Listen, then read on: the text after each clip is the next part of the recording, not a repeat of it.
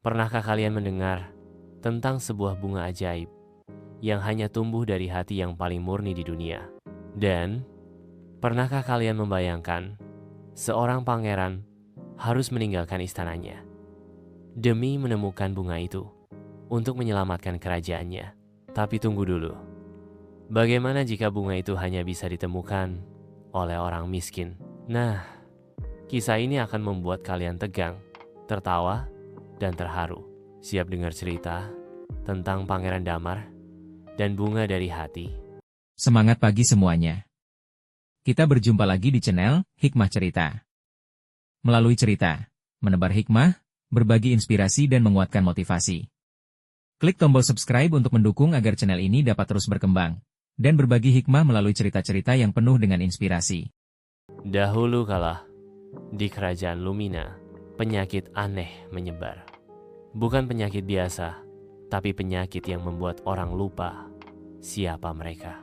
Rakyat mulai lupa nama anak mereka, lupa rumah mereka, bahkan lupa senyum. Hanya ada satu cara untuk menyembuhkan semuanya. Ratu berkata, "Anakku, carilah bunga dari hati. Hanya bunga itu yang bisa menyembuhkan." Tapi, bunga itu tidak tumbuh di istana. Tidak bisa dibeli dengan emas.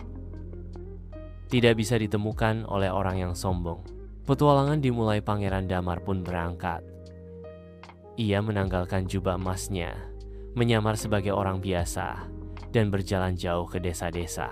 Semua menolak membantunya kecuali seorang gadis miskin bernama Nara. Nara tinggal di gubuk kecil. Ia membagi roti terakhirnya kepada pangeran yang kelaparan. Padahal, ia tidak tahu siapa dia sebenarnya. Ketika pangeran jujur berkata, "Aku seorang pangeran. Aku mencari bunga dari hati." Nara hanya tersenyum.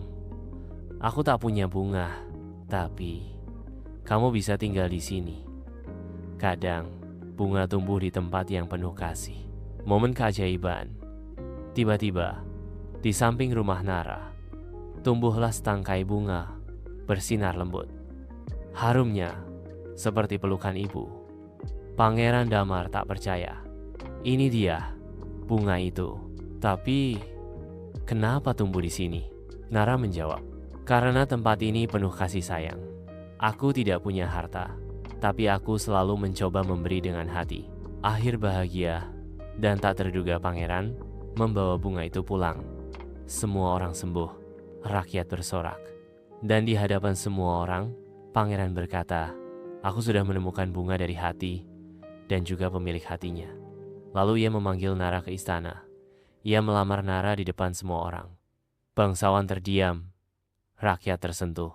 Nara menangis bahagia. Dan begitulah anak-anak. Kadang yang paling kuat bukanlah yang paling kaya, tapi yang paling tulus.